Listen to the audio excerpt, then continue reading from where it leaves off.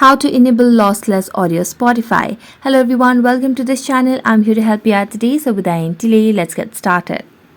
Now first of all, launch the Google Play Store application on your device and search for Spotify just to make sure you have an updated version of the Spotify application. So let's tap on Spotify over here, and here you can see there's no option of update, which means we have the latest version of Spotify. So let's tap on open, and as you tap on open, make sure you are logged into your account. So as you have logged into your account, tap on the profile icon at the top left corner of the screen. Select on settings and privacy over here, and then scroll down to tap on media quality. Here under audio streaming quality, you get different options like automatic, low, normal, high and very high. So as you can see, there's no option of lossless audio. So this particularly shows that this feature of lossless audio is not given to our particular device or this particular version of the application.